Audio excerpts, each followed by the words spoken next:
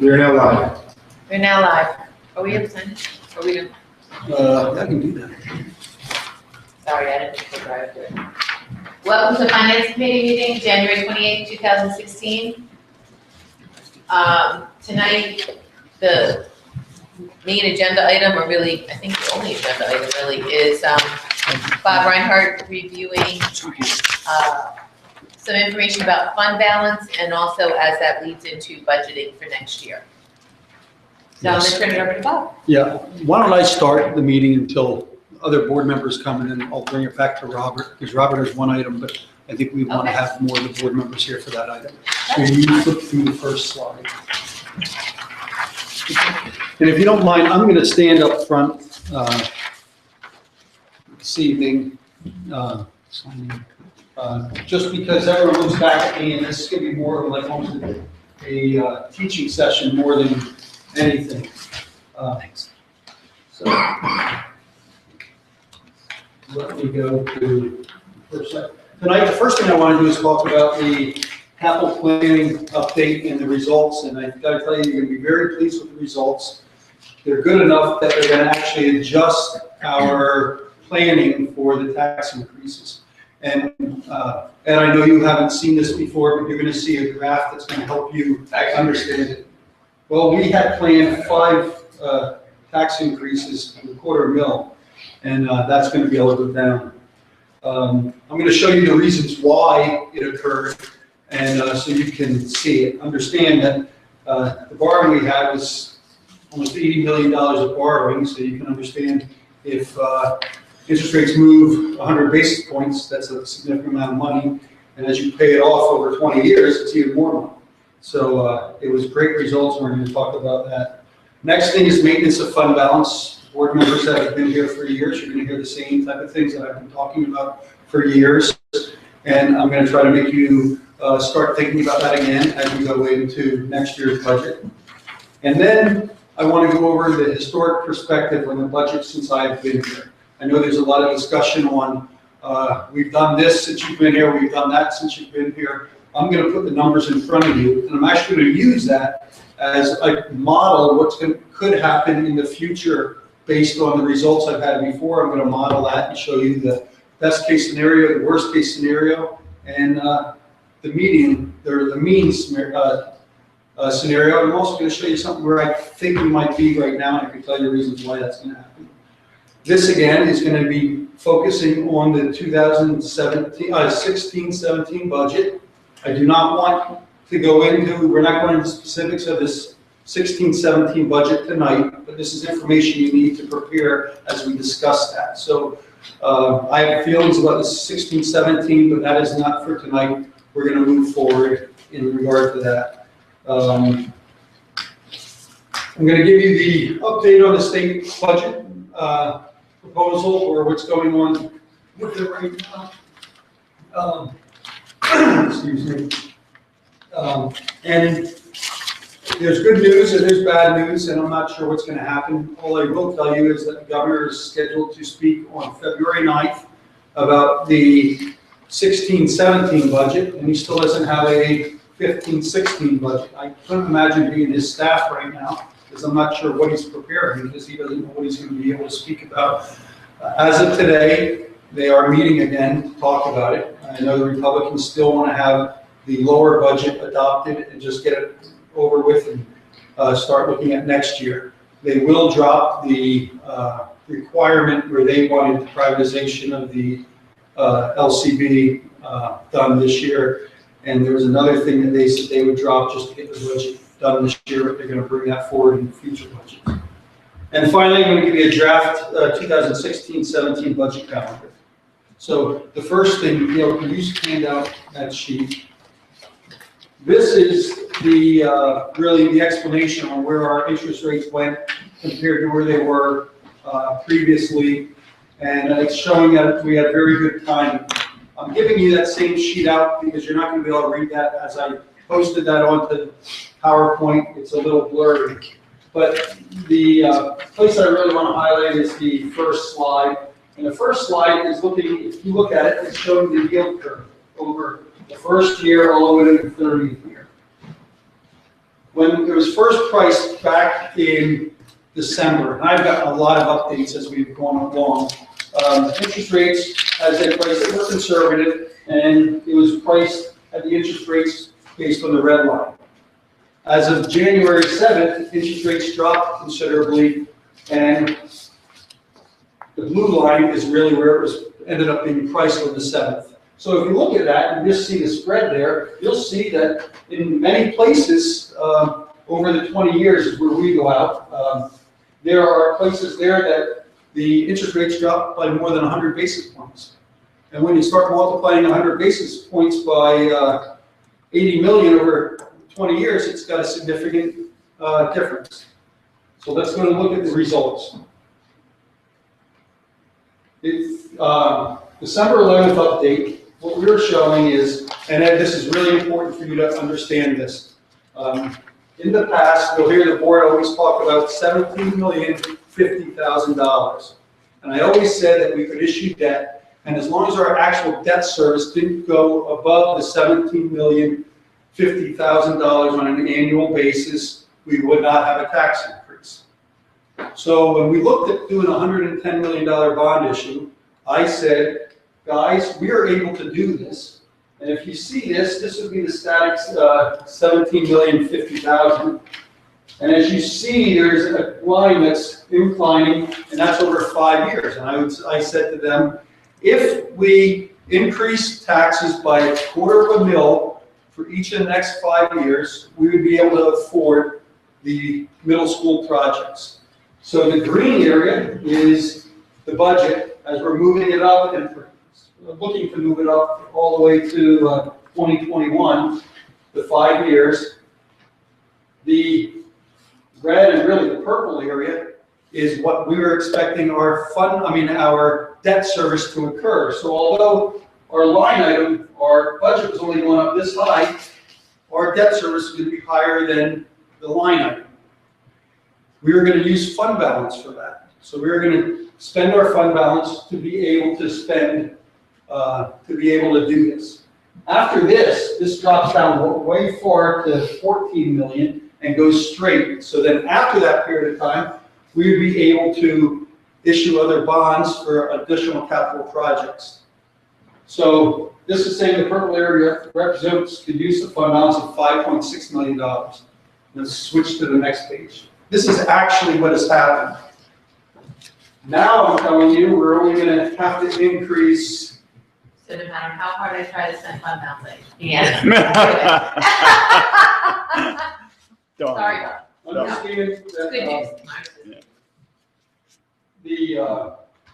this is 3 years rate increase. So now this 2016-17 would be the second of 3 years that would be increasing the line item by $0.25 Showing this now is the purple area is only worth now $826,000 rather than $5.6 million.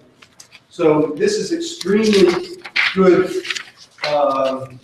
information and understanding now. I will tell you that if you go back to the last, if you would have asked me, I would have said our debt service is very tight until 24-25.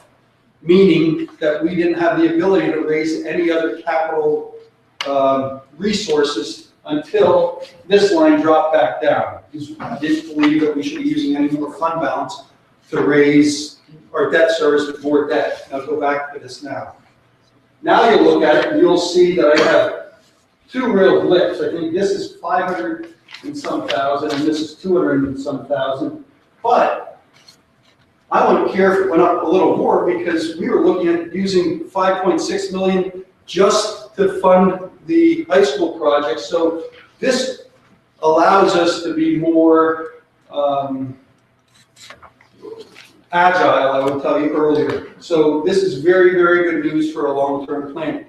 This is not news that you're going to say, oh, this solves budget problems or anything like that, but it's very good news and it's long-term good news as opposed to short-term budget good news, like that we're saving $1 million in this budget or something like that. But this is huge. I will tell you, if you look at the The total debt service for the $60 million bond issue in December is expected that over the 20 years, it's going to cost us $103 million. That number's down to $88 million.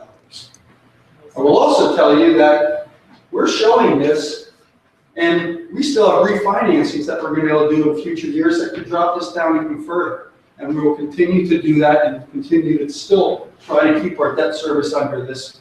But it's very, very good news. So I just wanted to make sure, does everyone understand where I went with that? And Ed, I'm going to spend more time with you to show you the background, what we did and everything with that. And the bottom line though is we're still targeting to go up to be a line item of $18 million a year. That's where we're headed. Yes, yes.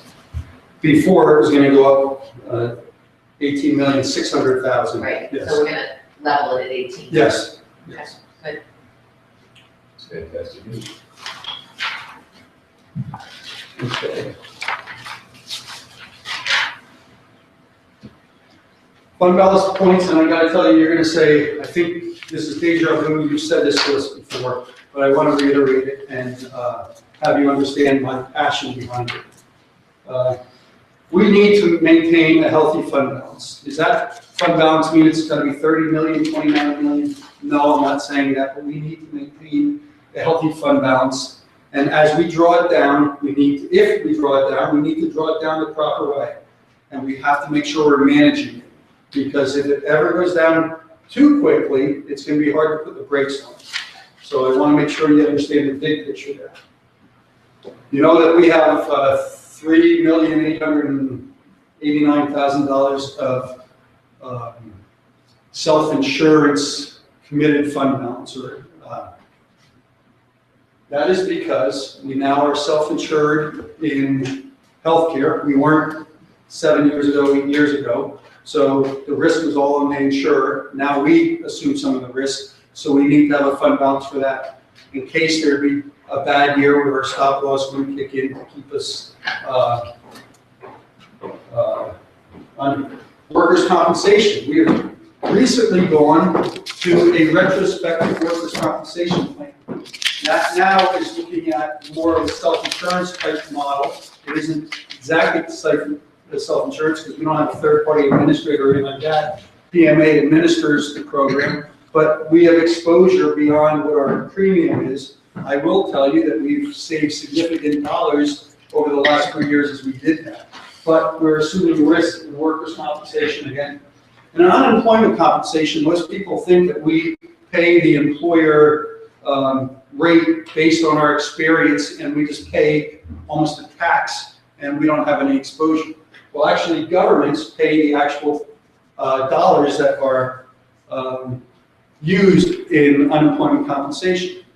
We have very low unemployment compensation in most years, but I will tell you that we have risk in case it would spike up. Why would it spike up? There's a lot of things, reasons it could spike up, but that is why I just want to make sure you understand that risk also. Economic uncertainty. I wish my budgets would come in at exactly, the actual come in exactly what I projected and on both sides, and I would be able to tell you at the end of the year what the number's going to be. And if there's an uncertainty there, I would tell you that I'd be much more comfortable with fund balance and there would be certainty. I will show you over the years here, you're going to see different variances. I'm just going to show you, you're going to say, and I'll say, that year, the economy wasn't real good. Look at the way the economy went crazy now, and I can't be responsible for that, but we all have to analyze and understand that there is economic uncertainty out there that can affect us badly, and that's another reason we need to have fund balance. Unreliable revenues from the state and federal sources. I don't know that I need to say any more, but we cannot rely on them even meeting the growth in our expenditures, and you've seen that a lot. That they're not outpacing. Our local revenue is supporting more and more of our operations than the state and federal revenue. Just for the record, you didn't need to say that you were not responsible for economic uncertainty. We love you. Well, Donald Trump said that. Oh, that's not good. If I he just gets wanted in to give you a break. I said,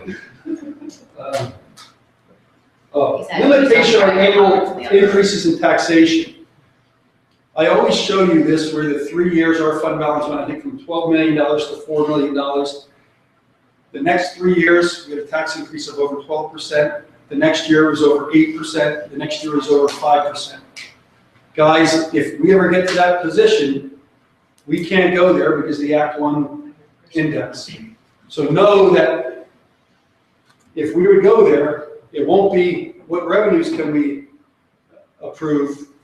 We could go to for the voters for approval, but we would then have to look at programs.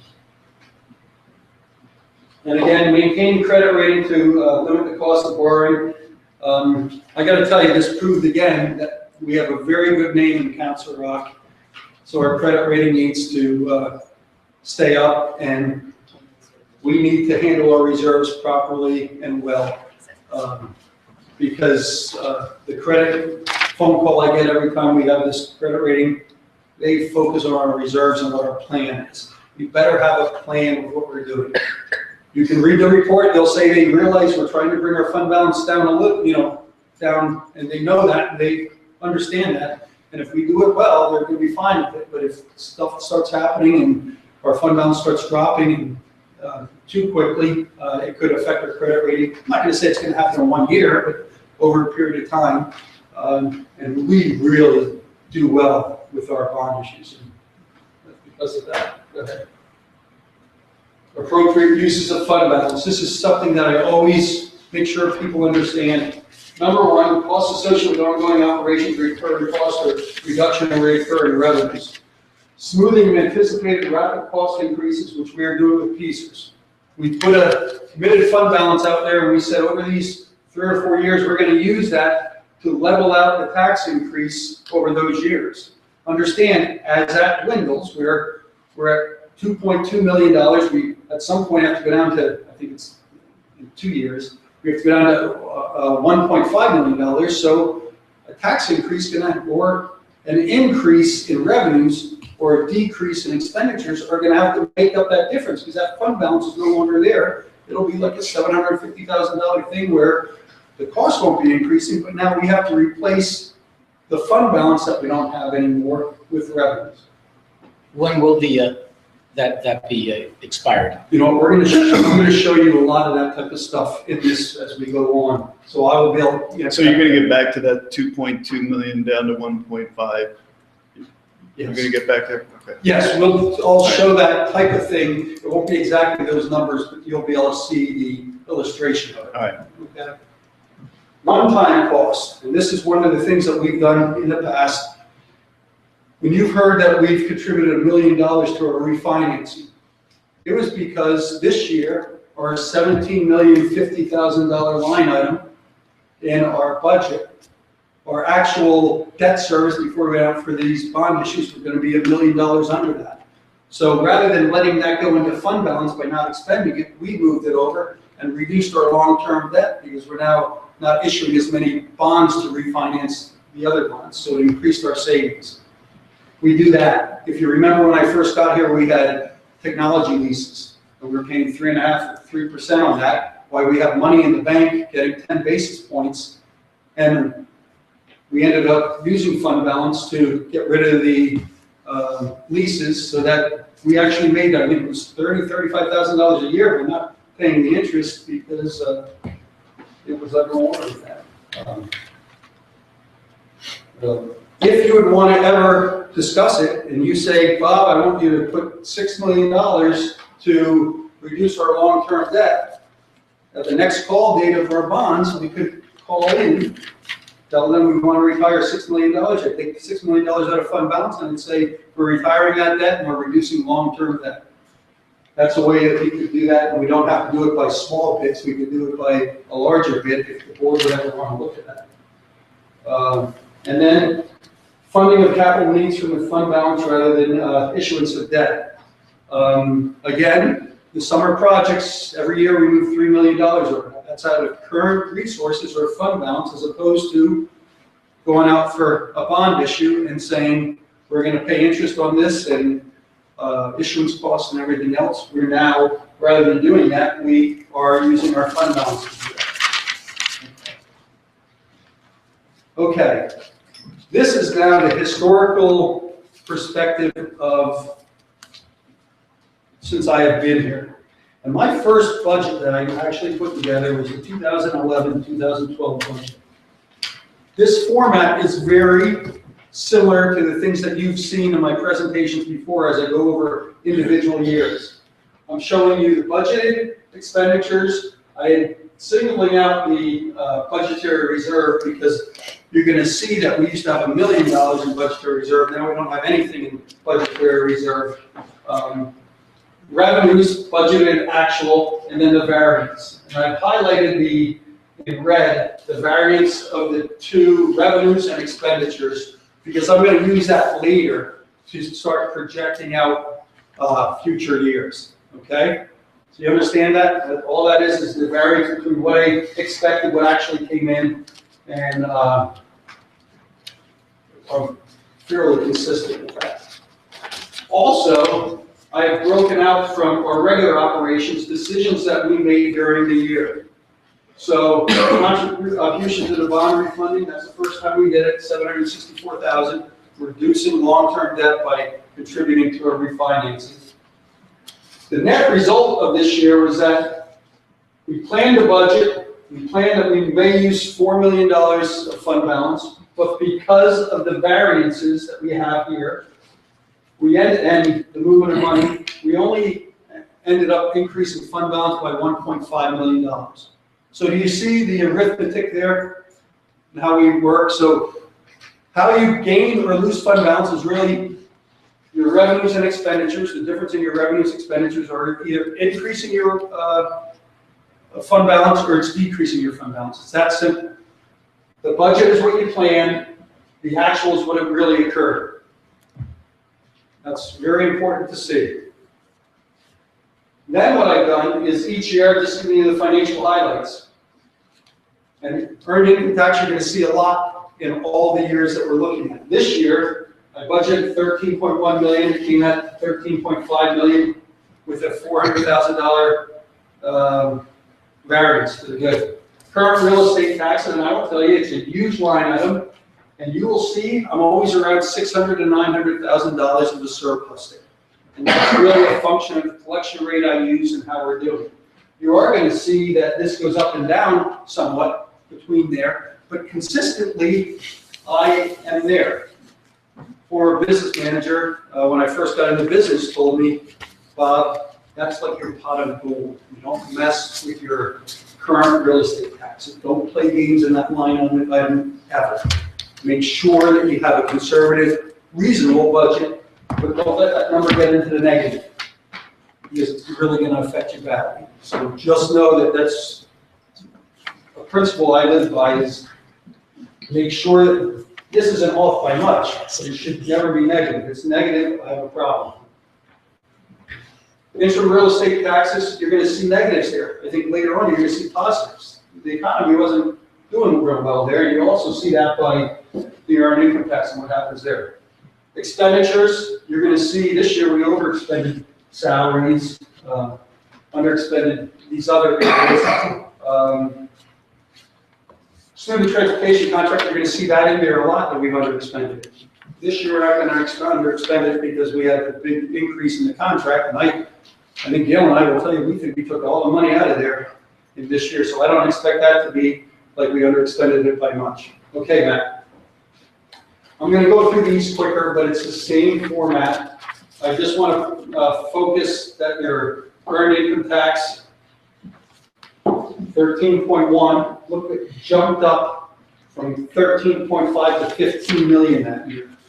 Never expected it, so the variance that year is almost $2 million. And you're also going to see the variance up here has grown a lot. And most of that is because the earned income tax. Current real estate taxes, there's the number again that you should expect to see every year.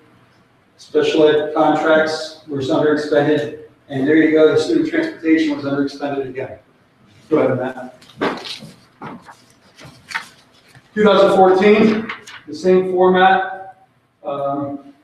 Again, contributions to the bond refinancing, earned income tax, I moved it up to 14 million. It went all the way to 16.5 million.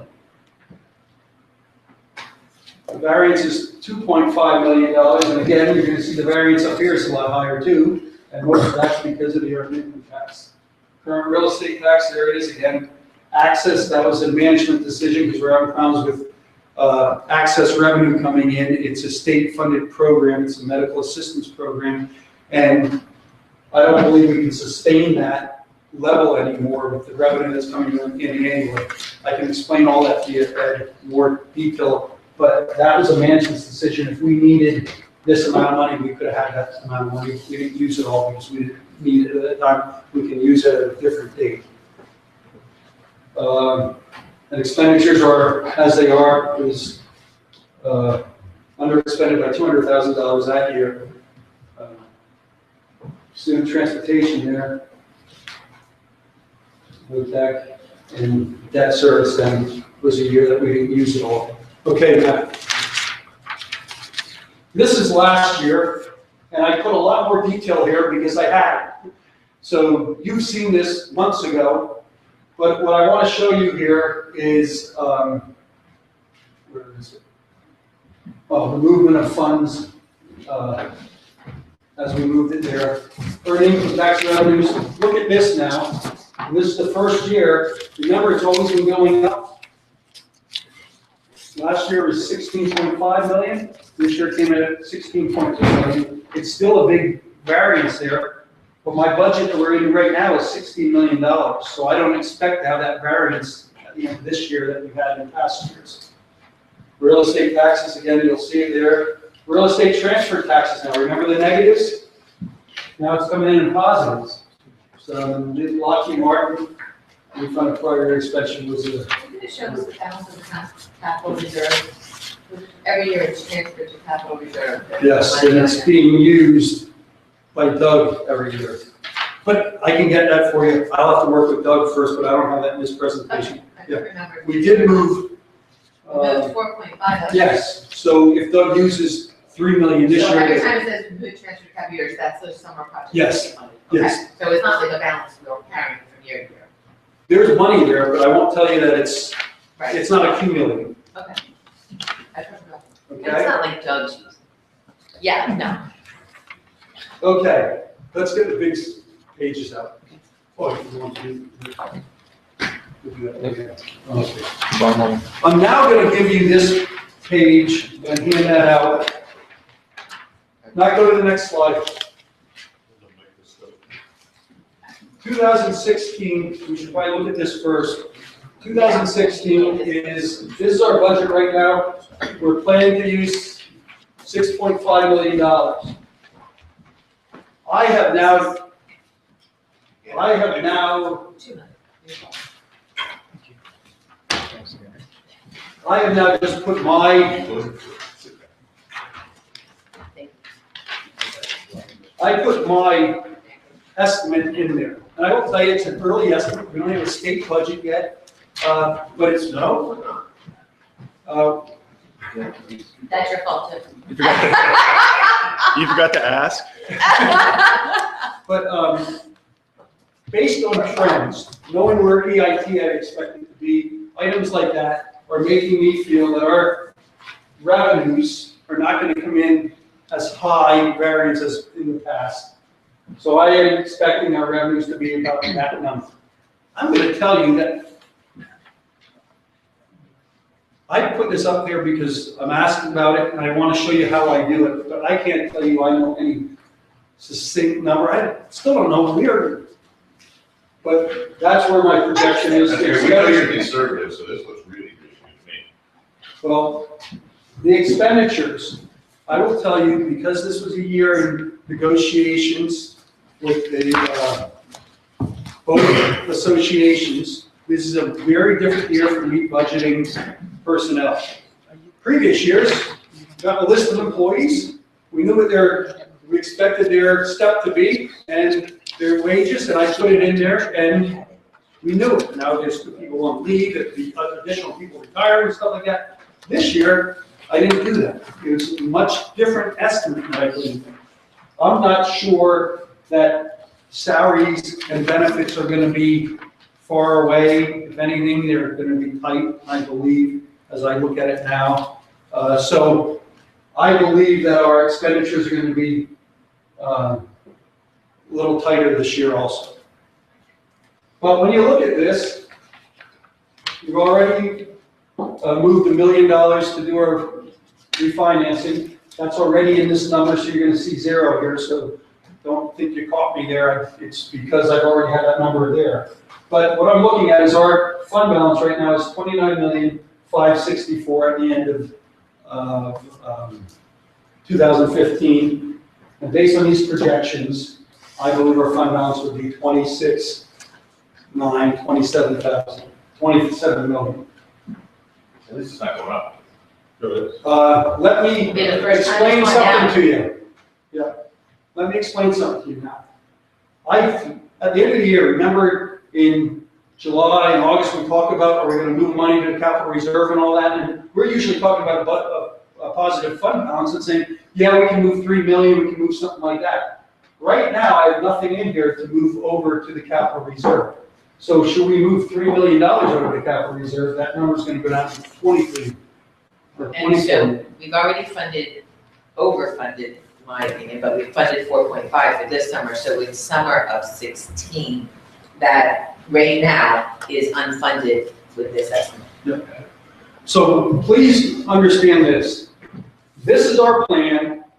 This is what I'm projecting the action of, okay? It's really important that you understand that these numbers they correspond only by the arithmetic. This is almost, my estimate's replacing that, saying, yeah, we planned this is what actually happened, okay? So it's not like you're adding that to this $6 million or anything.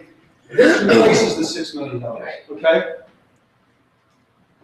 Remember that number, 6,446,744. Go to the next slide. Wait a second, a question. Yep. For the bond refinancing, is there a cost involved in that? A cost, Involved in, bond refinancing, that is paid by the proceeds of the. on the bond Yes. itself? Okay, so you don't have to show it as a Yeah, separate item, as an no, expense. And then the money that's saved on the bond refinancing, Yeah. where's that go? Where does that go? What we've done is we've allocated the bonds so that they reduce what we would have paid in future years. So instead of paying, if we would have not refinanced the bonds, next year the bond issue we refinanced would have been $7 million. Now, because we refinanced it, we're only gonna, the new bonds, we're gonna pay $6,500,000 in that year, and that's how the savings are divvied up. We're not taking the savings up front. Is there any thought about putting the money back into the fund balance? The money that's saved on the refinance? I will tell you that I would consider doing something like that if we weren't planning for these bond issues. We are planning for the bond issue, the 110 million. Since I got here, I knew that I was planning for that. I was told that, what are you gonna do to make this the best possible way with your finances and not increase taxes a lot? So since I've been here, that's been my objective to, remember I've been taking these savings over the years to make sure that our existing debt service is lower than the $17,050,000. That's what I've been doing. Increase that line. Everyone's been telling me, do that. And that's what I've been doing, so that now we're only gonna have to go up 0.25 mils for 3 years to get 110 million. Plus, we've already borrowed, I think, $46 million without a tax increase. So when you think about it, we've been managing this without a tax increase for almost $150 million. We did 0.25. What? We did 0.25 increase. Yes, we did that already, and this is the second year. You're right. The 110 is going to be 0.75 mils. Yes. All right, let's keep going, because you're on a roll. Okay. What I'm looking at here is all I did is take the variances that are on the sheets that I did before, added them up, get the mean, And then I took my early projection, I just highlighted what I did. And then what I've done down here is taken the high, mean, early projection, and low. Meaning that I took the high, if my variance for revenues was the highest, and my variance for my expenditures, other expenditures, if that happened this year, I would tell you that we wouldn't use any fund balance, and we would actually have our fund balance increase by $1.4 million. You understand what I did there? So this is for the year that we're in. Yes, yes, and I'm gonna project out further now after this, and it's really just a model. Yeah, no, that's good. And then No, the mean is 329,000, so if you just took the average of all these, we would lose 329,000. Early projection is mine, low, if it came in here, and came in here. Can I say something about early projection, because you and I talked? Yes, yep, Do you mind? if I- go for it. Bob's early projection took the mean and then applied a couple of known factors. So it's not like he went through every single line item and estimated where we're gonna end up. He said, here's the average, but I know there's a couple of the big categories that are gonna be impacted. So it's an adjusted mean. So, he's obviously, he doesn't know a lot of things and he doesn't want us to proceed. He's saying this is absolutely how it's gonna be. But I think the early projection number is more meaningful for that reason. That makes sense. What are those two big factors? Earned income tax on the revenue side is a big area, and some of the other things that happened last year. What's that? I thought you said transportation. Yeah, transportation's another one where you saw the $1 million we never expended and stuff. Right, This year, that will not happen. okay. Salaries, last year we had an under expenditure for salaries by about $1.7 million. I don't think that's gonna happen. We don't have a budgetary reserve anymore at all. This was the first year we didn't have a budgetary reserve. So those are all things that I'm looking at and saying, I believe this, but I will tell you, I could be off. There are so many things that are gonna happen between now and then. Earned income taxes, they don't start coming in until April and May. We get hardly any earned income taxes compared, that's when the earned income taxes come in. The state budget, if I was basing it on the state budget, we only got $6.6 million of basic ed subsidy, and we're supposed to get $13 million. So if we don't get a budget and they don't pay us, this number's way off. We do need to be clear that this is an estimate, this is based on information, an educated guess, but I think that early projection is good work. And we have to look at estimates, we're early in. But Yes, Mark. the increase in revenues that you have in that column there, does that include the money we got from Lockheed? Are you including that? In this year that it was That there, it was was a last separate year. line item, yeah. There was- Yeah, that was last year. I did have it in last year's. So is that 1.09 included in that factor? No, it's adjusted for Lockheed Martin. Okay, thanks. And that's at one time. Yeah, Yes. it was listed. And what's your budget state allocation for this year? It's gonna be on one of the Okay. slides. I can wait. So you see all of this. Now I want to pass out the big, oh, yeah. You have it. My glasses on for this. I made it on this size paper because every other size paper, I couldn't see it, so. You want me to jump? I need to show them stuff first.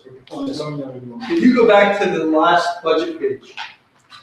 Yes, right here. I want to make sure you understand that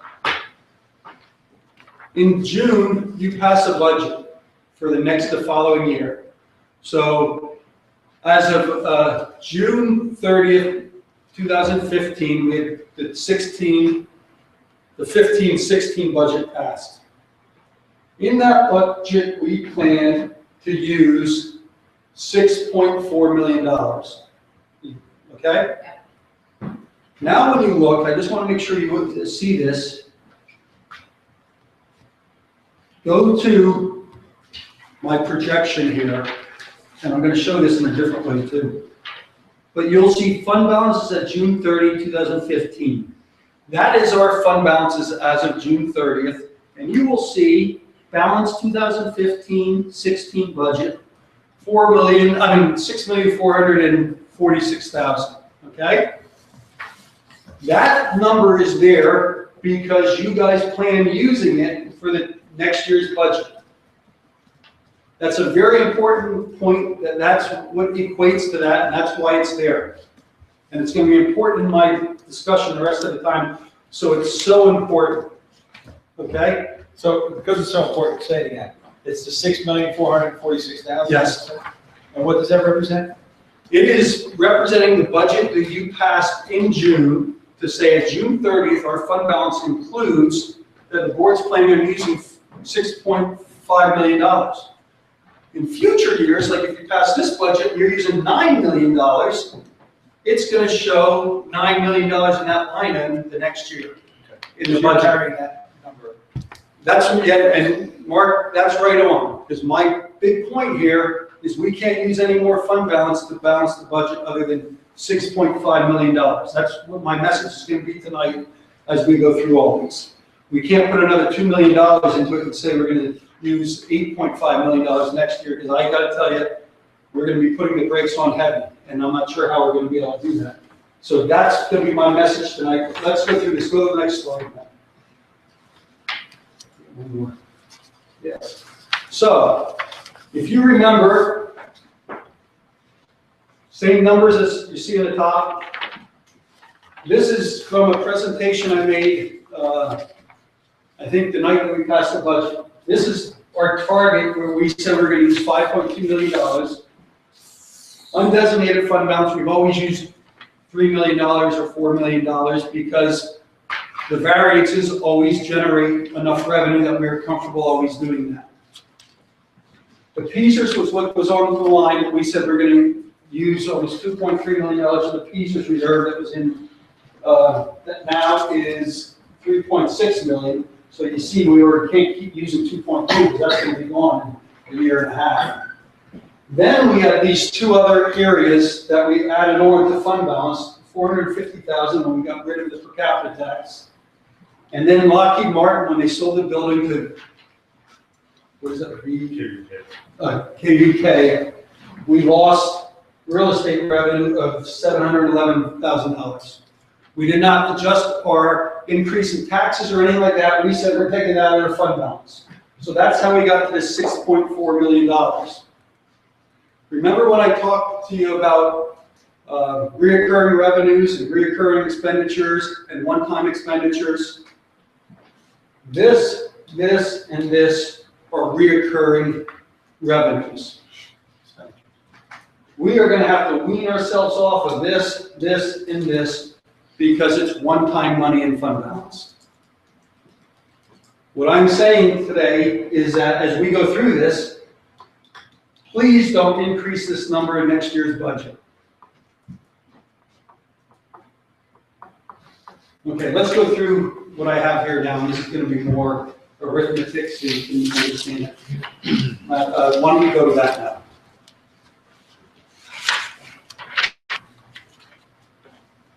Okay. We have to go all the way back over here. Yeah, okay. Just do mean first. Yeah, do the mean first. Yeah. I've done this in three ways. You're going to see the mean, and it's based on the percentages of the mean that I showed you before, and all I'm doing is moving it forward 5 years. I'm doing the best case scenario, the worst case scenario, and we're going to see what our fund balance does in each one of these scenarios. So what you see here is 2015, there's our fund balance. You'll see down here, for 16 results of operations, I'm saying that our fund balance started at $29,564,000. Increase in fund balance from operations. The mean, remember the mean? I said that our fund balance would go down $329,000. Remember that on the page before? Then I said, and we also are going to fund $3 million for summer projects. If we don't fund it this way, we're going to be putting into our bond proceeds, I'm sure, because these projects have to get done. And that's not the way I believe we should do it, because it's an ongoing $3 million each year. So I'd rather do it with current resources. So now, with the mean, we are going down to $26.2 million of fund balance. So let's go back up to the top. So all I did was take the 26 million and I started decreasing off our committed fund balances. Okay? This is now going down from 3.6 million to 1.3 million. In the property rate stabilization, I moved it down. We still aren't touching unassigned fund balance at this point. That's supposed to be 5% of budget, so really I'm showing it even, but it probably needs to go up as our budget goes up. So this is just arithmetic now. If you look below there, this 2017 operations, now we're starting with $26 million rather than $29 million. The decrease in fund balance is $29,000. But in addition, remember our debt service, where for 2 years we have to spend money because it's higher than our budget? That's going to come out of fund balance too now for that year. It's only $800,000 now. It's not the 5.6 million, but it's coming out of fund balance. Plus then the 3 million. So our fund balance that year would go down by 3.8 million and move it down. Yeah. And now our fund balance will be down to 22,374,000. Okay, move over. 2017, it's the same thing that I'm just moving through it. Let's go out to 2000, all the way out to 2019, just so you can see the results. Can I just say one thing? Yep. So one of the struggles, of course, is that when we vote on the 16-17, we won't have results of operations. So one of the reasons this is, obviously, well, not obviously, even me, who has been one of the voices to get rid of fund balance, after 2 years of using 3 million a year, might say, oh, let's not put 6.5 in this year, let's only put 4.4. Bob's assuming we're gonna say 6.4 every year to show you where you end up. But we also have to remember, we don't know the results of operations when we vote on the next year's budget, so you're always like a year and a half behind on your input. That's how we ended up with our fund balance being so high. We had no idea it was gonna be so much left over that ended up in fund balance. So it's important to look at this so many years out, because when we go to vote, we're still gonna be estimating where we're gonna end up. And so, Bob and I, when we were meeting to prepare for this meeting, had a lot of debate, some debate, about, Yes, that was it. 6.4, again, like I said, even me, if the fund balance starts to go down year after year, I don't think we keep using 6.4. We're gonna have to raise taxes or cut, or we're gonna have to do something else. We can adjust. He just wanted a way to show us, and again, the important thing is, you gotta start thinking about your budget vote. You still won't know where we're gonna end up. So, That's exactly right. And No, we have a story. we do have historicals, we'll have a better estimate at that point. I mean, yes, we'll have some information, but we really won't know. And right now, there's really no case scenario where we're able to fund next year's summer projects. There's no, even if it was 1.4, which was the best for this year, we still needed another $1.5 million if we intend to do $3 million worth of work every summer. So, and Bob did the best case scenario and did it out those years. But besides people saying we want a 5-year plan, you have to start to think about what number we weren't comfortable using in the 16-17 budget. And Bob's point obviously is no more than 6.4 million, but you don't have to stay with a number all those years. You would obviously want to adjust, potentially. at some point, when you want to reduce that line item of $6.4 million, you're going to have to raise revenues to support replacing that fund balance with revenue, not increasing taxes for the expenditures, the increase in expenditures. So it's a whole different look at things. You won't just asking me what expenditures have gone up. You're going to be saying, how do we want to replace the revenue that the fund balance can't be used any longer? You raise taxes. I'm saying increase revenues. Or cut expenses. There's only two line items. There's only two places. The balance between the two. So I guess one thing that maybe I'm just not reading it right. So you're showing here consistently $3 million expenditure on capital projects for the summer. And we've always budgeted that, right? We've found that based on an increase in our fund balance every year, but here we're actually planning for it. So is there a different way to do it? Because it feels like, oh, it's there, let's use it. We did. Rather than plan. Understand. We say, we'll use it if it's there, and we won't if it's not there. So we talked about making it a regular part of operations. You budget for it, it's a regular part of operations. But, and Jerry has more history than I do, but the discussions always were, where's the line of what you have to do for summer projects for maintenance? Like, it's a very fuzzy line. And Doug came to us this year, $7 million, $6 million, he had a lot more work. He would like to, and he talks about it, and it all sounds like, geez, we should be doing all of it.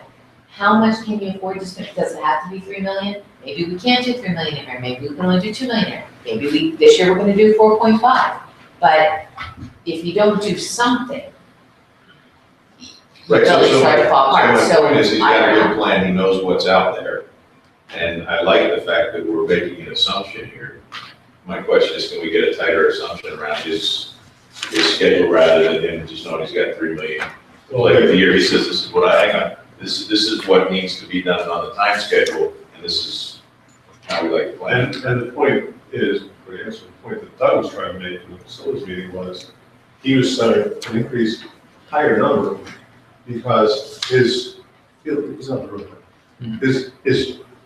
the impetus for that was that at the number, at the $3 million a year spend, you're not keeping up with the needs of the district, so that actually, and that's, I'm not saying it's the solution, this has to be taken into account, which is the thought of thinking $3 million a year allows you to say, well, if not this year, then next year, and so you can actually schedule your work. If you don't do that, then the question you fall into, or the trap you fall into is, oh my God, next year I may do nothing, what do I have to do? And that's, I'm not advocating one way or the other, I just want to speak on behalf of, but I think it's Doug's.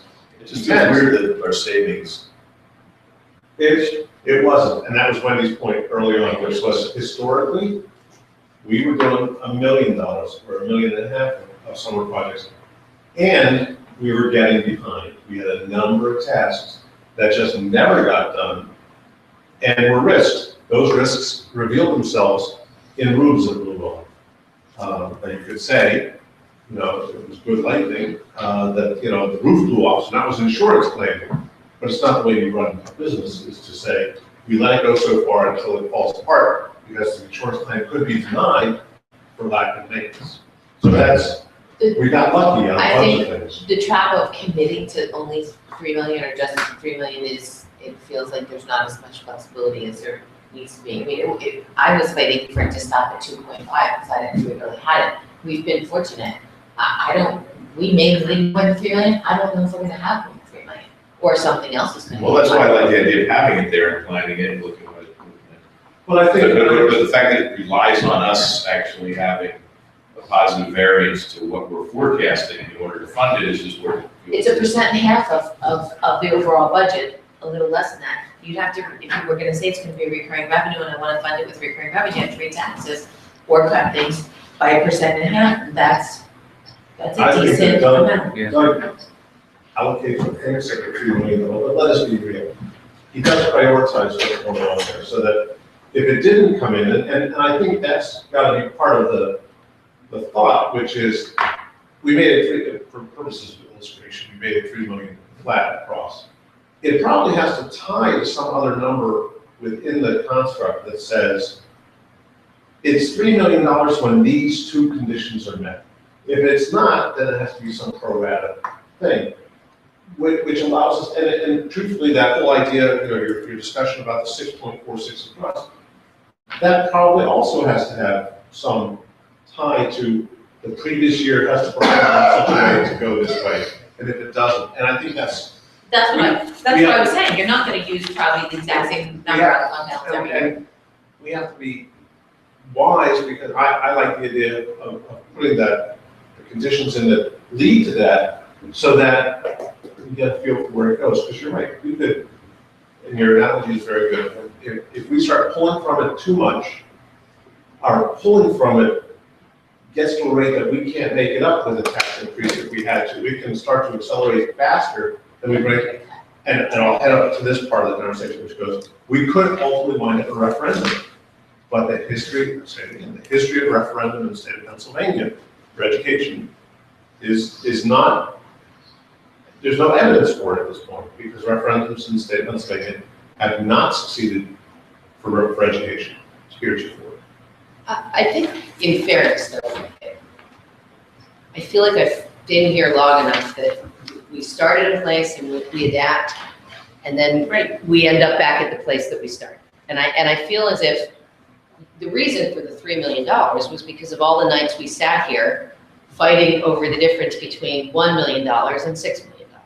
So I don't want Doug to have to, I still want to hear this district needs $6 million worth of work in Doug's professional opinion. And then it's up to us to say, no, we like to stay at that 3 because we like to stay, or this year we can't afford the 3.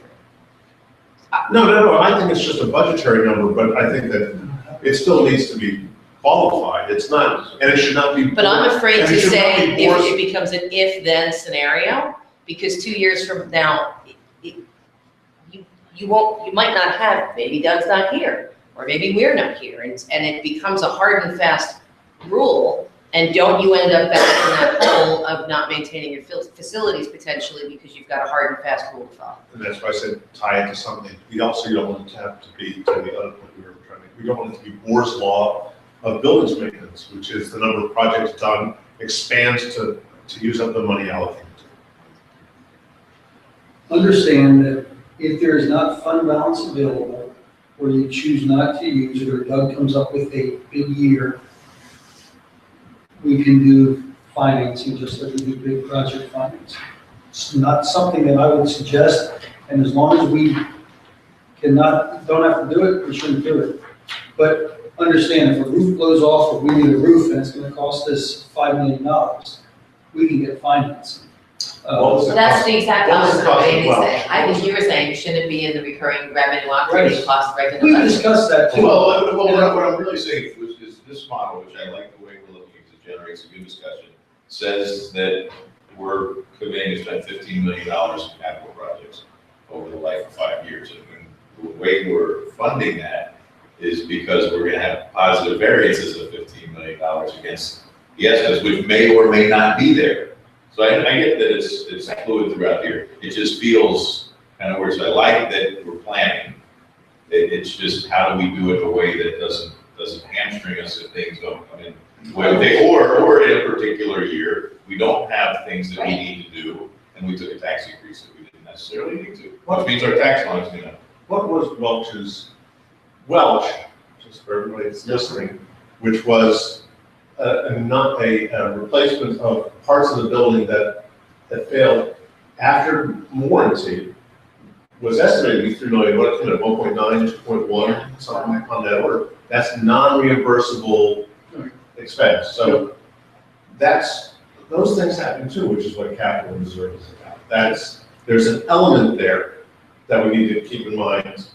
To your point, don't go below 6.4. I'm not even sure 6.4 is maybe already excessive, because I don't know if it allows us to keep that pocket money for That's- non-reimbursable. That's part of the conversation Bob was trying to have tonight, because That's why as we get next month's finance meeting, he has to start to put a budget together. And he needs to understand what's this board's tolerance for fund balance. Do you want to stay with 6.4? Is your tolerance, is your gut to go a little less? Is your gut to go more? And understand what those implications are. I mean, we've talked about some programming that might cause increases.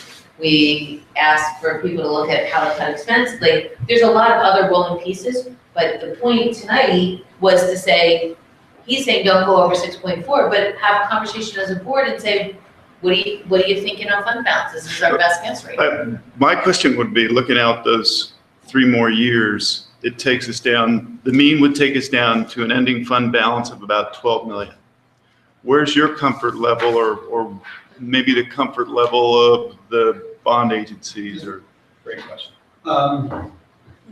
As I look at this, I our unassigned fund balance is supposed to be 5% of our budget. So if you look at this and say our budget's gonna be $240 million, or I guess our unassigned should be around 15 million. Right now, the self-insurance health, we call it, but I really think it's the really self-insurance and all the items that I said is at 3.9 million. Wendy and I had a deep discussion about that, and she's comfortable with where that is now. I think I'm comfortable where it is now. But if our healthcare costs grow to be $40 million or $45 million, and now our stop loss is going up to 500,000 a claim, I may say we might need more than that in there. So at the minimum, I would say I would like to keep it 15 million, then we have to evaluate that portion too. Well, my assumption going out there. So Wendy, you can say you're too conservative, but No, I told you, I mean, when I got on the board, we didn't have 5%, and my policy, as I understand it, and Rick knows it better than I do probably, was a maximum of 5%. We used to target like 4% in the old days, but then we started having years where we had money, so now 5% has come. And I don't know that 5% is a bad number, but the unfortunate thing about this is we can't get down to a number, 18 million, 15 million, whatever we think it should be, and then the next year raise the difference. Do you know what I mean? Yep. So it is a very hard. I think that the portion of the self-insurance fund that I'm aware of in the current market seems to be funded very healthy. Nobody shouldn't be able to sleep at night over the level of that funding. It's very good, in my opinion. But it is one of the questions this board has wrestled with times. What's the magic number we think we should be at? If we agree, and I'm not sure we even all agree that 29 million is too high, but if we did, what number should we get to? My number is between 15 and 18 million.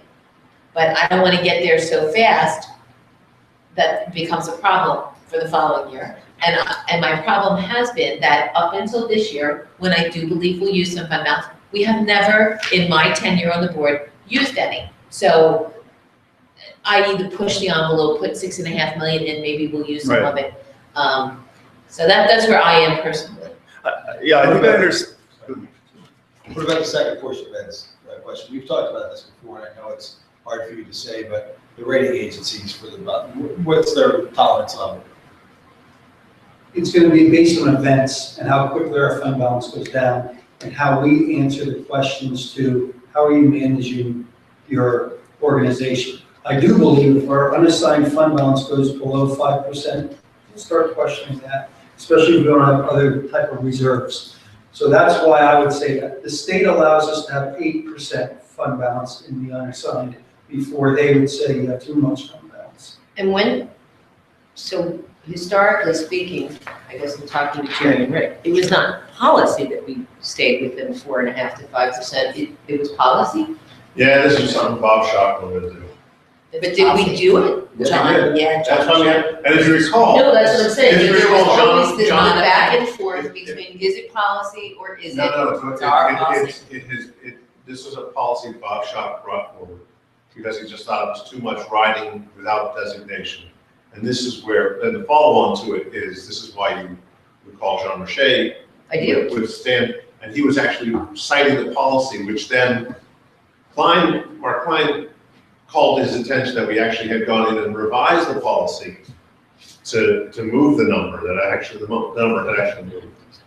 There was it was no more than something. Whatever it was, I think it's When 5 we now, went below 4, we had to take action. Yeah. That's what it said. Whatever it was. Now was, it's but it is what 5. it is. but if the state says 8, we create the policy, we have the ability to change what we want State to says do. no more than 8. Yeah. No more than 8, correct, and we're limiting ourselves to 5. And it's not unusual to see a school district A have a policy and have the policy be in the 5 to 8% range. You see that in a number of school districts that I've come across. I So think that fits the after ballpark the of what we're talking 2008, about. 9, No one gets all more and arbitrary. more, It's a totally arbitrary figure. No, it's totally arbitrary as long as it's below the maximum number Right. that the state permits. which is why, in retrospect, you have the policy, and which is why Robert talks about 5 to 8, because you have a policy and you comply with the state. The actual expenditures, it's such an unknown that in that respect, it's arbitrary putting money into a fund balance. But it's the safest thing to do. You have to have it. This is a lot of work. Bob spent a lot of time and effort, looking out 4 or 5 years, different assumptions. He's really done a lot of work on it, and I just want to recognize that because he's done a ton of work to give us this kind of, so we can start talking about it. If other people have opinions on fund balance, where we should be, we should probably give Bob an idea, because ultimately he's gonna have to start to develop a budget and bring it back to us. Yeah, I have one more question. What I'm hearing you say, I think, is that it's important for us to think about a trend line. And the one that we're seeing here takes us right about to what's a reasonable minimum fund balance out that to 2019. So where does that trend line take us beyond there? I went out 5 years on this because when you look at this, as I go farther out, there's gonna be a lot of economic events. Yeah. This is my new teacher's contract, there's all kinds of things that are happening. This is more for you to look at and say, I will tell you, some of these, we're gonna take more fast action before it ever gets this bad. You know, in the worst case scenario, there's no way we're gonna just keep operating like this. It's just saying you can look at it and say, oh, if you see that this year we go down by $3 million and we're not gonna know that until October probably, but if that goes down, then I'd be saying, we better really start. The worst case is a crash on autopilot. That's what worst case is. It's leaving on autopilot. Yes. You know, and not responding when the ground is approaching. That's the worst case. Yeah. So let me comment if I can. First of all, this is great, and I really appreciate it. You know, I've been one of the people asking for something like this all along. I like the way you broke it down with the mean, best case, and worst case. Really fantastic. The only thing I would suggest is the costs of our expenditures will increase every year. And that's not working here, and I understand you have to pick a number. Right. Our revenues are also going to increase, and I think that you can work in both of those. I wouldn't have them both be the same, but I'd like to see as just an exercise, because it's going to inflate or accelerate the decrease of the fund balance revenue. So let me take the ride, because he was gonna do something. We wanted to start by just talking about fund balance.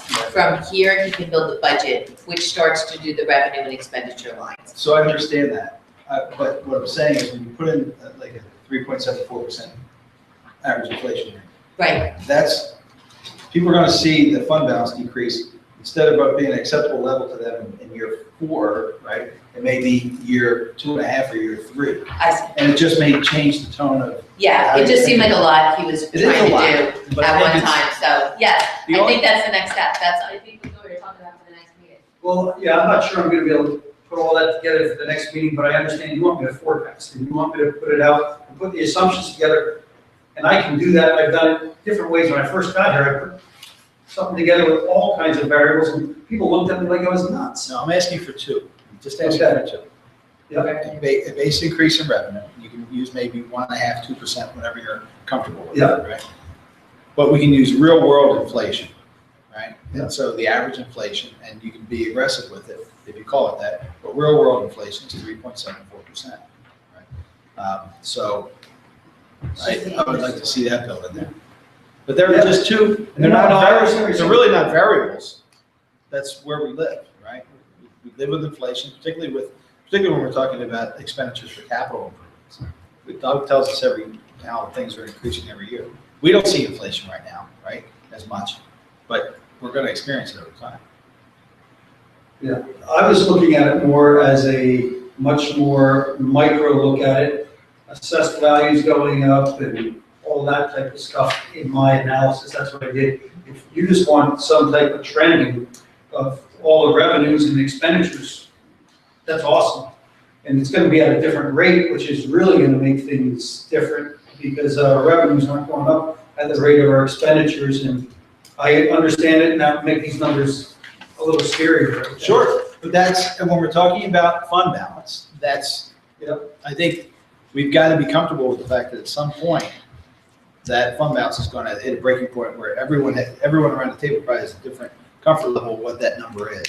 And if we walk away saying, well, I'm okay if it's year 5 and this is the mean and it's going to be 18 million or 15 million. But if that's at year 3, using these numbers, it's a different conversation. Yeah. Because that's much more immediate than year 5. Yes. And harder to correct. Happy, I think I can put something like that together, Mark, that seems very reasonable. My only thing I gotta tell you is I gotta get on the details of the budget. I need to spend weeks on that, and I'm planning on having a budget book for you guys March, I think it's 10th or 11th. And I wanna have the budget book done. I wanna have Robert a chance to look at the whole thing for a week or 2 before you guys get the budget, because there's gonna be management decisions to make before it comes out to you guys. So that's the only reason I'm kind of doing this. I finally stopped doing this afternoon, and I started working on the budget, and the budget's accounting stuff, you know what I mean? I gotta make sure this reconciles and that reconciles, and it just takes a lot of time. I think we're in this year's budget already. I don't think that, I think what's important, especially as we start talking about building middle schools, the implications of the capital planning in general, whatever else we might be faced with in terms of academic investments. I think the question Mark asked is going to be important to see against that plan going out. I don't know if we have to have that. I don't necessarily have to have that to make a decision on this budget, but I think the minute we get out of this one, and I said this last year, we got to have that going forward, which will help us make decisions in some of those other budgets. But because exactly the way you laid it out. But it'll probably, Get towards all of those. and it would make more sense to do it after the next budget cycle, when Robert gets to weigh in on, put his fingerprints on the budget, so that projecting out 5 years makes more sense. Yeah, for me, as I look at this, I think, this may sound heretical, but I am not so focused on the numbers. Here's why. I mean, I speak to my father. My father's always amazed that all the smart people in the world, the stock market goes up and down and nobody knows what it's going to do. And they don't. And I think but I think around that, which is what people do around that, is they have certain rules they put in place for their trades, what they want to do around their trades. So what I would like to look at, and I respect Wendy's observation about, the fund balance, we don't want to keep going up. We talked earlier too about how much money should have to move over to this other things. I'd like to think that one of the things you spoke about early on in this meeting was one of the uses for fund balance, which has an enduring and residual return, is to use it to buy back or to call towards calls to reduce your long-term debt.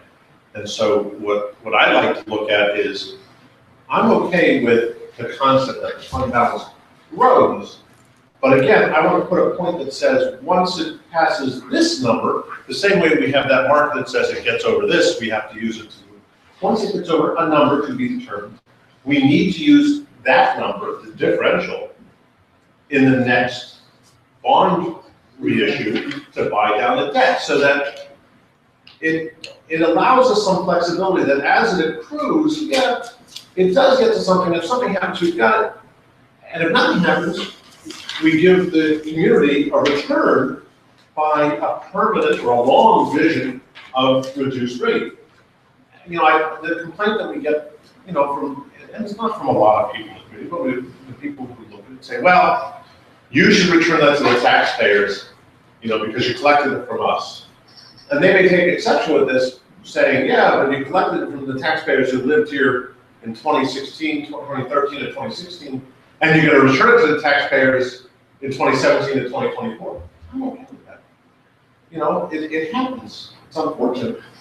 But I'd like you to consider that. I'd like the board to consider that it allows us to have the safety net of accumulated money, but also respects the fact that it isn't going to grow forever. We shouldn't let it grow forever. And we have a way to return it to the taxpayers by reduced debt service for the records.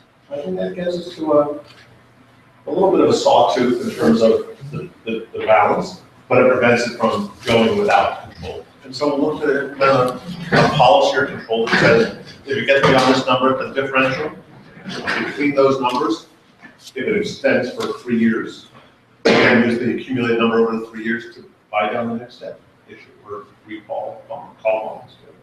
Think about it. The determinative of the actual budget for the following year, because I would agree with you in all respects, except that if there's going to be a tax increase, then instead of paying down the debt, use the fund balance for the tax increase, so you don't have a tax increase. But I think there's That all ways to- sounds great, guys, but we put $4 million aside to reduce, tax increases, and I couldn't get the board to agree to reduce the tax increase and use that money until I screamed and yelled for 5 years. So I'd be thrilled, I would have been thrilled if we could have done that 5 years ago. My problem is, no, we already had that. When we save more than 5%, we've got to transfer it to capital. But when the board has to vote to do it, they won't do it. So I'm in, I would have been in a long time ago. We had $4 million sitting there and we had tax increases since we got that $4 million sitting there. And it was supposed to be, use a little, $500,000, everybody starts screaming, recurring revenue, can't do it. $500,000 a year over 8 years. Put in, have it. Board didn't vote for it. So I would have been in, Jared, I would have been in long ago. I'm not looking, and that's where, to my way of thinking, that refinancing or call is not a recurring thing, so it doesn't have the same I understand. pitfalls than using it in operating, but it has a long-term benefit for the community. And we certainly can look at it, but I would say the forecasted right now, we're not looking at having fund balance that we're gonna have to worry about going up. Right now, there's nothing that looks like we're gonna have that problem. I wish. I don't, actually. It's how you protect against the future, that's all Yeah. I'm suggesting is. It's good, okay? Yes. So everyone understands this sheet. Anybody else? And Mark, I'm not going to get everything done. If it's really that, just trend stuff rather than the real specific stuff, I could get It that really done. should just be a small change in the formula. Yeah, I agree. So I might be able to put that together. Now, could you go back to the I'm just saying, it's a presentation? realistic We're revenue. gonna go to the other end. Yeah. Yeah, I guess. There. And I may have misspoken the inflation number. I think the past 25 years average is 3.62. Go ahead. I did that already. State budget update. This is the best I can do, because it's really up in the air and I don't want to say anything that would be wrong. The date, starting January 5th, we received $21 million from the state. Our budget, and that includes state and federal money. Our budget includes $50 million almost, well, $50 million, 689 in there. Just so I'm clear, you're telling me we're $28 million short of what we were expecting For the So full far. year. Yes, so far. so far? Okay. All revenues except basic ed funding will continue to be received throughout the remainder of the year. He line item vetoed half of the basic ed subsidy, so we got $6,014,991 of it. And our budget is $13,807,000. So we're off. That's, I think, what's in jeopardy right now. We're gonna get Social Security, we're gonna get retirement, we're gonna get special ed, we're gonna get transportation as their scheduled basis, is what my belief is and what I've read. That's what's in jeopardy right now, is the difference between that and that. Sure. And I will tell you, I've seen as much as the revenue going up to 14.1 million, the governor's budget. And then I saw another 45,000 on this with the budget he just passed, that he cut half of that revenue out. So we could get $45,000 more than that. They're debating still tonight about this. I don't know what's gonna happen, but it's gotta happen quickly. Are we making any payments to the state? In any- Retirement, We are, so, Yes. the retirement we pay to Pacers now is required, because they've now given us the money. that's cases only. Is there any other payments that we make? We make withholding payments for, personal income taxes and unemployment payments, There's none of that we can withhold. sales and use tax, None of that we can hold back. legally.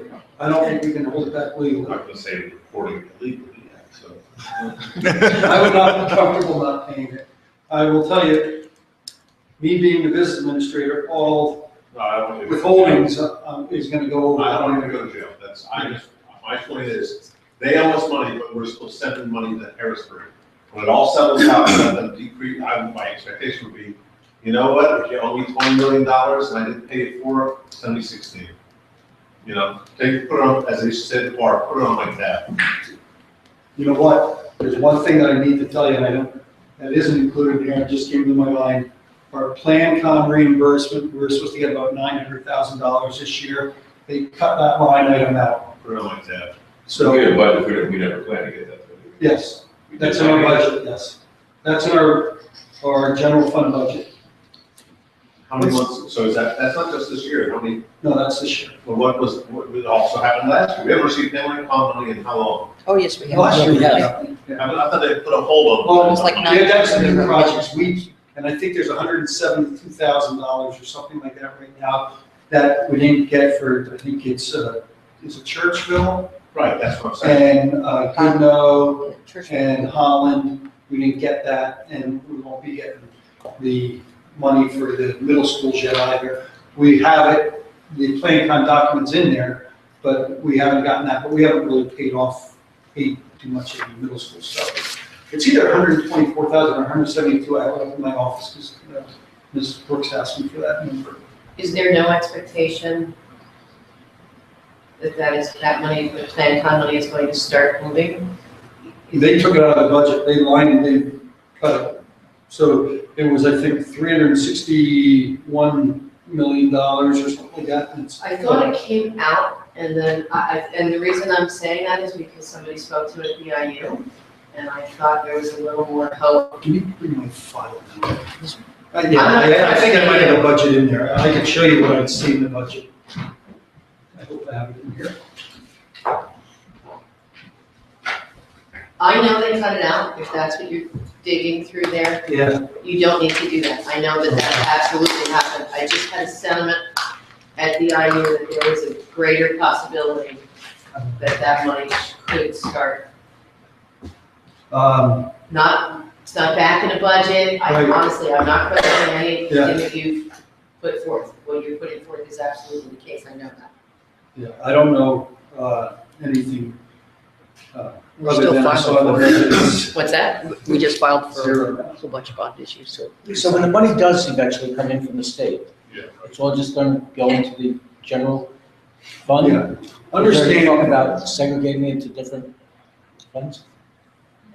Plan Con reimbursement it's reimbursement based on the size of your I'm not project talking and the about calculations I'm there. talking about the other money that's due us. Basic education funding money. Oh, when it comes in, Yeah. it's gonna go in to balance our budget. If it doesn't come in, my numbers are way off and our fund balance is gonna drop by that amount of money. Well, it'll eventually come in.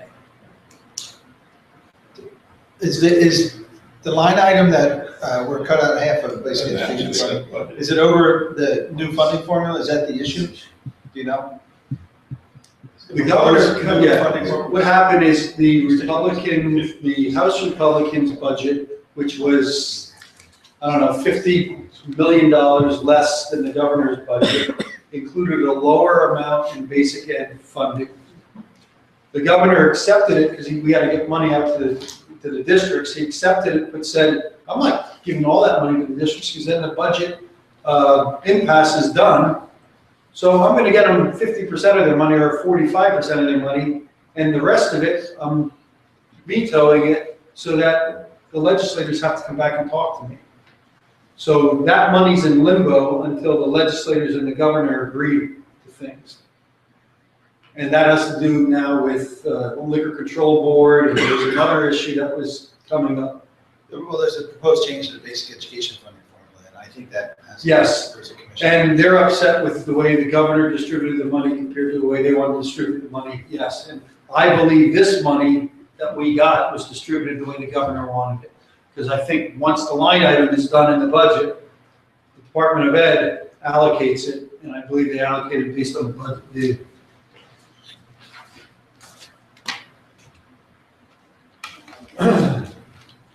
As a base, each school district received the same amount as it received in 2014-15, which is this number here. The 100 million remaining in the appropriation was used as follows. Nearly 50 million was distributed to restore the educational assistance program, funding eliminated under the previous administration. 12 million was directed to the Chester Upland School District to comply with the financial recovery plan and settlement agreement was approved with the Delaware County Court of Common Pleas. $3 million was directed to Wilkinsboro School District as required for their transition of their high school students to Pittsburgh School District.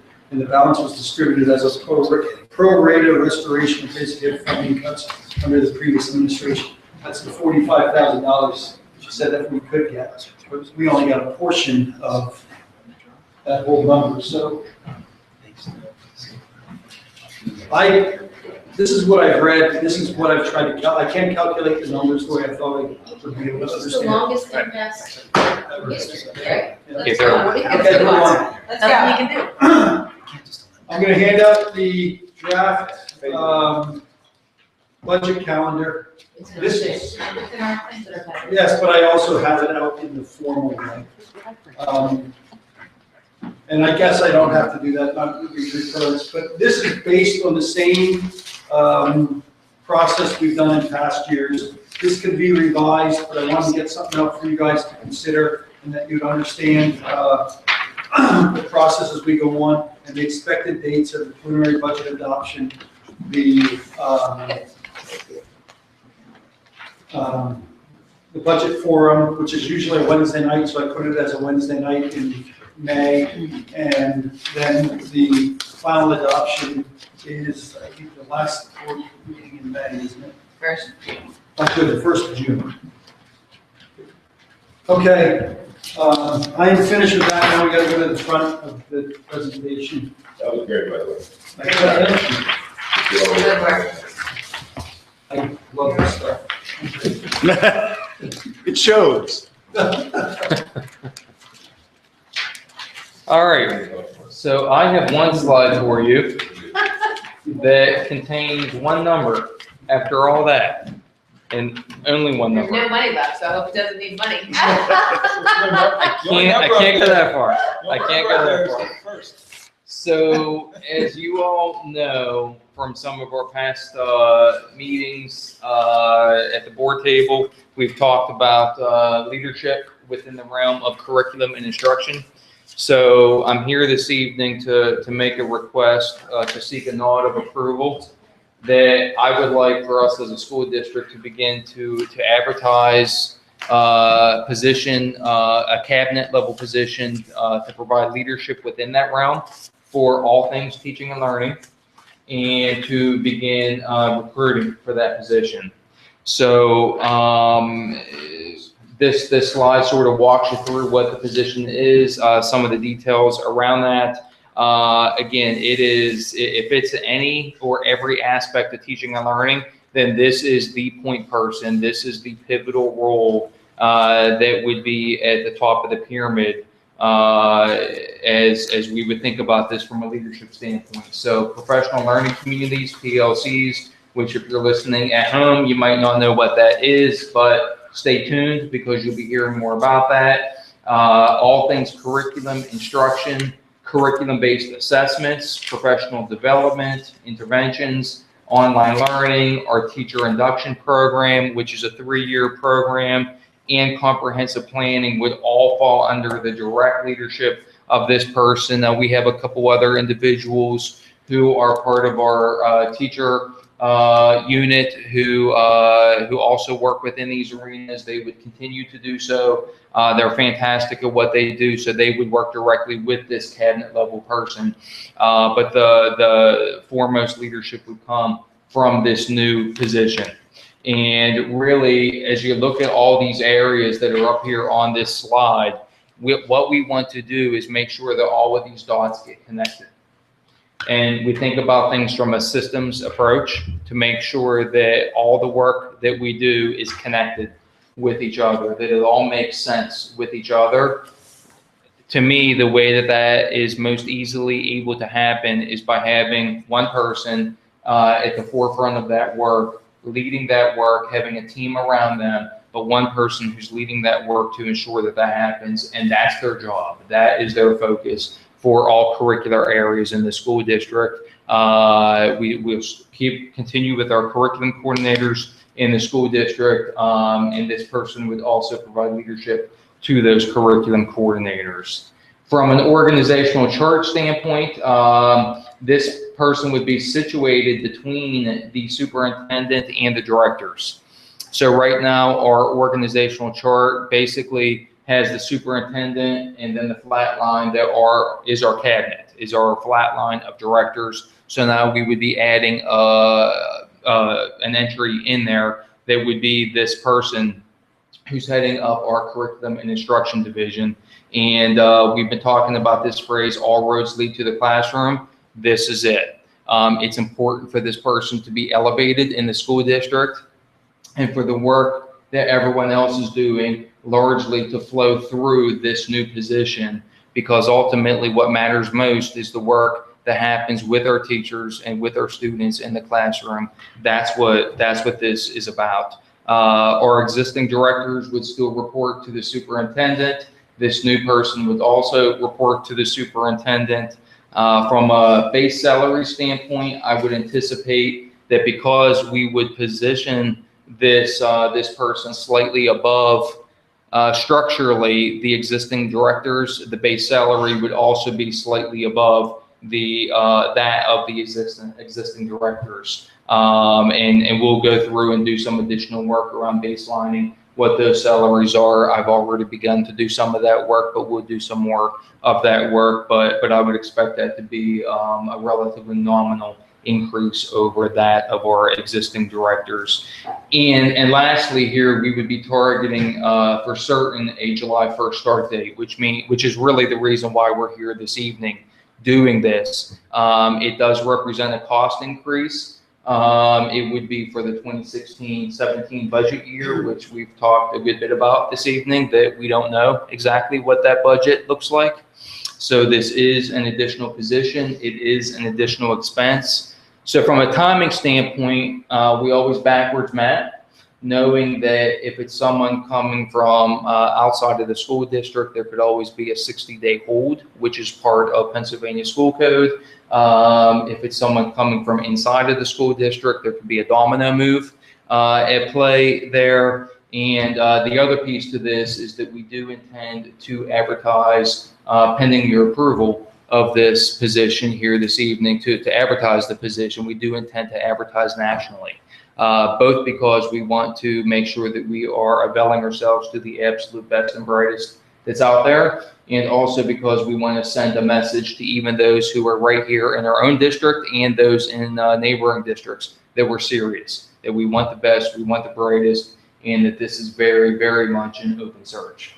So that would be our mindset. It does take some time to engage in a national search. We would not be engaging any kind of search consultants at all. We are quite equipped to run our own search, so we will do that ourselves. So zero costs involved with that. We certainly, when it comes to the dollars and cents around this, we will make every effort to offset costs to the maximum extent that we can. Can I tell you tonight what any of that would be? I can't, and I think that you know that I can't, but we'll certainly make every effort to do that. And what I can tell you tonight is that we will not be requesting any kind of secretarial assistance to go with this position, which is very unusual for a position like this, but we will make do. And that's not easy to do, or an easy approach for us to make to you, but we really want this position, but we're also very understanding of the financial situation that we're in, that our taxpayers are in. And so being responsive to that, we will not be seeking any kind of secretarial assistance to go with this. So again, from a financial standpoint, we're looking at a base salary standpoint that would be slightly above that of our existing directors from a base salary threshold standpoint. And the work is what we're about. When you talk about who we are, why we exist, why we do what we do, just what our DNA is, this is it. And so this becomes just a pivotal person, working with the rest of cabinet, working with all 15 principals, working with our curriculum coordinators, working with parents, working just getting out into classrooms, doing the critically important work and making sure that we don't have silos or, a committee working here and a committee working there that might be not quite in sync with each other, that they have to be in sync with each other, which is why it's important for all of this work, all of these pieces under that first bullet point to fall under one roof, under one house. That's the value represented, in my opinion, by this position. So that's my request this evening. The request is really to advertise the position, to begin recruiting for the position, and to begin this timeline so that we can target this July 1st start date. And obviously a final date would be, or a final process, culmination of this would be actually going through interview processes involving board and that, and then bringing a candidate or candidates to the board for hire. I would love to do that. Can we ask questions? Just first, Yeah. first, you had me at the low. But the only thing, thank you for the administrative support discussion, because that was going to be important. The only thing I disagree with potentially here is I want to see the org chart drawn. You can go ahead. I want to see it drawn because there are certain, I understand the reporting structure. I immediately come to mind that there are certain ones who, for the functions they serve, that they need to go through this person. They still report to for the administrative oversight, but for the functions they serve need to go through this, others not so much. The example of the others not so much are Bob, Reiner, Doug, Taylor, Christine Trioli. But the other ones, largely, Chuck Lambert, Barry, Joe, yeah, I see that structure coming in through this person with the day-to-day responsibility to mandate managing the education. The other ones of the types I mentioned are more around, I think that's something where I Sure, want falls in a different arena. Exactly. Yeah, so the one piece, I'm glad that you asked that question and made that comment, Jerry. So the one piece that I was remiss in not saying is that there's part of my, as the board knows, but perhaps people listening at home don't know, part of my evaluation for this year involves looking at the organization and any potential reorganization. So this is a step in that process. There could be additional steps. In fact, there probably will be an additional step or two in this process. That's why I don't have an organizational chart tonight. But that's why I want to carve out. I respect your notion about those things educational, go through this person. Those things that are business office, facilities, operations, not so much. Although even in terms of reporting They have relationships, to talk. even the folks who fall into more the educational side, their direct reporting relationship is still to me. Correct. It will not be to. Correct, but we agree, but. Yeah.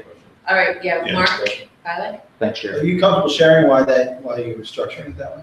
In terms of reporting to me, yes, I am. I think essentially my previous work assignment in a district much like Council Rock was this job. I have a pretty good understanding then of just how big the job is, and getting to know Council Rock as I have just confirms we're a big district, and we have high expectations, and this person is going to have a very demanding superintendent. So I don't want them to then also be saddled with these supervision responsibilities, these direct oversight and supervision responsibilities. I want to bear that. I want them to focus on the work and do the work exceptionally well. It really comes down to that. Good answer. So Mark, do you have an opinion? Yeah. For the advertising, fine. I think it's something that was an expectation. Okay.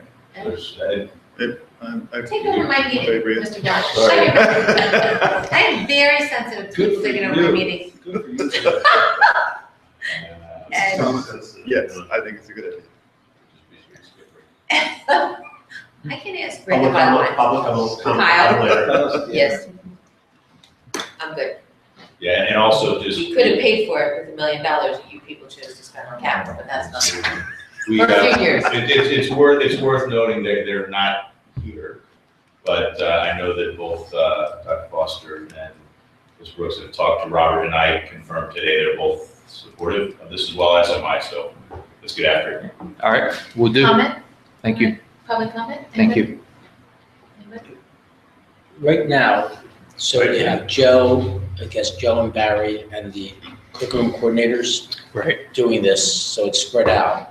And so you want to concentrate all that into really just one person. Well, as you know, for sure, over the first few months of my tenure, with us overlapping, as superintendent and with you on the board, I've talked a lot about team, and that's not lip service. So we talked a lot about this even at the cabinet level this morning included. That even when you have a position like this, or even the position like Bob's, here in terms of running this meeting and around finance, I'm a big believer in having a point person. Because if you don't have one person owning it, then no one owns it. And I want someone owning it, and just having that authorship, ownership, and also accountability for it. But at the same time, that person can never be left on an island. You always have to have that team around you. So yes, this person will have that authorship, ownership, and accountability for it, but this person's going to need a team around him or herself. So again, I think we're going to have a second, maybe a third step to a reorganization, and we're still in the process of developing what that might look like. But there will be instrumental roles for these other folks So you're talking to about play. a duty shift of other cabinet members. Exactly. Yeah. But their roles are not diminished in any way. It's just in terms of what their focus areas are. Exactly. We good? You tell me. Exactly. Are we done? Are we good? Anything else? All right, guys, meeting adjourned.